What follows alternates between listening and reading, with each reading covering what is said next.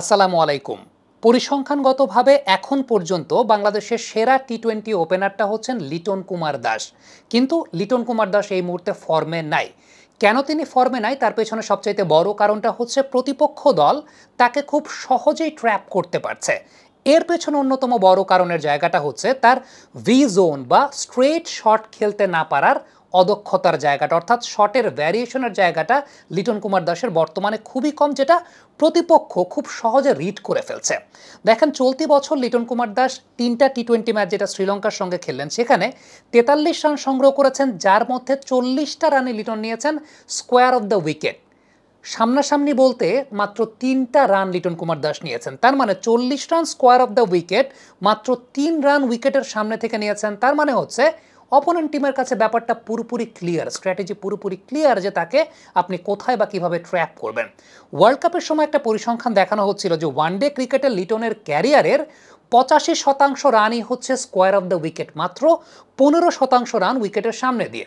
এবং দেখেন যেভাবে ট্র্যাপ করা হয়, আমি এর আগের দিনও দেখেছি, আবার একটু সামারিটা আপনাদেরকে দেখাই। তা হচ্ছে এই দেখেন, শ্রীলঙ্কার সঙ্গেই বাহিন্ড দ্য স্কোয়ার লেগ সাইডে একজন ফিল্ডারকে রাখা হয়েছে এবং স্কোয়ার লেগ অঞ্চলে, শর্ট স্কোয়ার লেগ অঞ্চলে একজন ফিল্ডারকে রাখা হয়েছে। এখন বোলার লিটন কুমার দাসকে বোলিং করেছেন, incoming ball over the wicket এসে বাহাতি পেস বোলার লিটন বারবার ওই দিকেই শট খেলেছেন, ওইখানে একটা খেলেছেন, দুইটা খেলেছেন, 3 নম্বর শটে গিয়ে তিনি ধরা পড়েছেন। সো এটা একদম ইজি ইকুয়েশন লিটনের, যেহেতু স্কোরিং জোনটা আসলে ওই দিকেই, অপোনেন্ট টিম পুরোপুরি ওই জায়গায় প্রেডিক্ট করে ফেলছে। ওয়ার্ল্ড কাপে নেদারল্যান্ডসের সঙ্গে ম্যাচে আমরা দেখলাম লিটন কুমার দাস যেহেতু সিঙ্গেলটাই নেন স্পিনের এগেনস্টে, অফ স্পিনের এগেনস্টে গ্লান্স করে স্কোয়ার লেগ অঞ্চল দিয়ে স্কোয়ার লেগে ফিল্ডার রাখা হলো, পরের বল রিভার্স শিফট করতে গিয়ে লিটন কুমার দাস আউট হয়ে গেলেন। সো এই যে লিমিটেশনের জায়গাটা, এটা একটা অন্যতম বড় কারণ। বিপিএলও আমরা দেখেছি লিটন কুমার দাস অ্যাক্রস শেপে গিয়ে স্কোয়ার অফ দ্য উইকেটই ম্যাক্সিমাম শট খেলার তিনি নেগোশিয়েট করার চেষ্টা করেন, বাট ইন্টারন্যাশনাল ক্রিকেটে আসলে আপনার শটের রেঞ্জ যদি স্ট্রেইটে এটার একটা ব্যালেন্স না থাকে তাহলে আপনাকে ট্র্যাপ করাটা আসলে খুবই ইজি। সো এই মুহূর্তে টি-20তে বাংলাদেশের ওপেনার আসলে অ্যাভেলেবেল কারা আছেন, লাস্ট 6টা ম্যাচ পর্যালোচনা করলে রনি তালুকদার ওপেন করেছেন লিটনের সাথে, আমরা দেখতে পেয়েছি সৌম্য সরকার ওপেন করেছেন, লিটন কুমার দাস তিনি তো ছিলেনই। সো এই 3জন ওপেনারকে আমরা যদি একটু ইভ্যালুয়েট করি, খেয়াল করে দেখবো যে আসলে কনসিস্টেন্সি গত 2টা সিরিজে খুব বেশি নাই, অর্থাৎ এই 3জনের কেউই টি-20 ক্রিকেটে আসলে আশানুরূপ ফর্মে নাই। তো এই জায়গাটাতে বিকল্প অপশনের জায়গাটা কি হতে পারে জিম্বাবুয়ে সিরিজে? ইনফ্যাক্ট আপনি যদি চিন্তা করেন, এই যে 3জনের কথাটা বলছি, লিটনকে আমি যদি এক পাশে রাখি, ওই পাশে রনি তালুকদার কিংবা সৌম্য সরকার, এদের দুজনের উপর আপনি ফিক্সড ভরসা করে আসলে ওয়ার্ল্ড কাপে যাবেন কিনা। এখন এই জায়গাটায় আপনার কাছে উপায় কি আছে? অপশন একটা আছে তানজিদ হাসান তামিম, এবং তানজিদ তামিম সুযোগটা ডিজার্ভ করেন এই সেন্সে, আপনি যদি বিপিএলটা পর্যালোচনা করে দেখেন যে বিপিএল ওপেনারদের মধ্যে রান কারা পেয়েছেন, তামিম ইকবাল ওপেনারদের মধ্যে রান পেয়েছেন, টপ স্কোরার, টুর্নামেন্টেরও তিনি টপ স্কোরার। সো কিন্তু তামিম ইকবালকে তো আপনি এখন ইউজ করতে পারছেন না।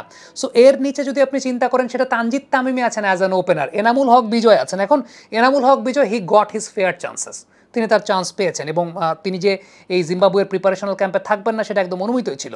সো তানজিদ তামিম, যিনি কনকাশন সাবের সুযোগ পেয়ে ওয়ানডে ক্রিকেটে আমরা অনেকটাই দেখেছি অ্যাটাকিং ক্রিকেট, এবং তার ব্যাটিংয়ে একটা দৃশ্যমান পরিবর্তনের জায়গাটা আমরা আসলে দেখতে পেয়েছি। এখন দৃশ্যমান পরিবর্তনটা কোন জায়গায় সেটা একটু আমি আপনাকে বলি। সেটা হচ্ছে ওয়ার্ল্ড কাপে তানজিদ তামিমকে ম্যাক্সিমাম ম্যাচ আউট হতে আমরা দেখেছি শর্ট অফ লেন্থের বলে তানজিদ তামিমের ফুট স্টেপ, শর্ট অফ লেন্থের বল নেগোশিয়েট করার সময় ফ্রন্ট ফুট স্টেপটা টাইম মতো মিলে না, যে কারণে তিনি ওই ধরনের শর্ট অফ লেন্থের বলে স্ট্রাগল করেছেন, এটা আমরা খুব ভালো মতো দেখেছি। এই জায়গাটার একটা দৃশ্যমান পরিবর্তন আমরা দেখতে পেয়েছি শ্রীলঙ্কার সঙ্গে ওই কনকাশন সাবের ম্যাচটাতে। আপনারা একটু কম্পেয়ার করে দেখেন, শর্ট অফ লেন্থের যে বলগুলোতে তানজিদ তামিম স্ট্রাগল করেছেন, সিমিলার কাইন্ড অফ বলে তানজিদ তামিম যেভাবে অ্যাটাকিং ক্রিকেট খেলেছেন, অ্যাগ্রেসিভলি মিড উইকেট বা স্কোয়ার লেগ অঞ্চল দিয়ে পুল করেছেন, এটা একটা দৃশ্যমান জায়গা ছিল যে তানজিদ তামিম তার এই দুর্বলতার জায়গাটা, ডেফিনেটলি ওয়ার্ল্ড কাপে যখন তানজিদকে নেওয়া হয়েছিল তার এক্সপিরিয়েন্সটা আসলে নাই বা ছিল না, তিনি নিজেও জানতেন না তিনি ওয়ার্ল্ড কাপ খেলবেন।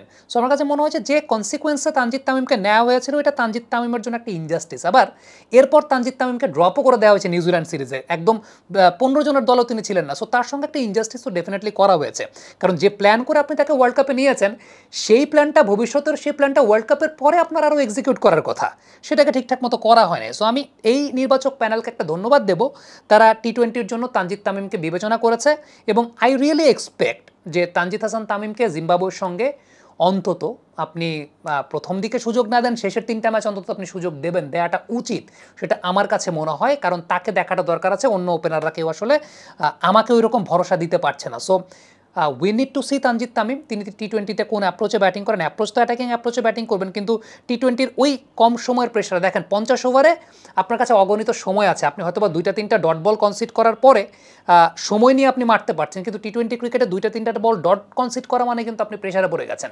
সো ওই প্রেশারটা তিনি কতটুকু হ্যান্ডেল করতে পারেন সেটা একটা দেখার বিষয় হবে। সেটা দেখার জন্য আমার কাছে মনে হয় তানজিদ তামিমকে একটা ফেয়ার চান্স দেওয়া দরকার।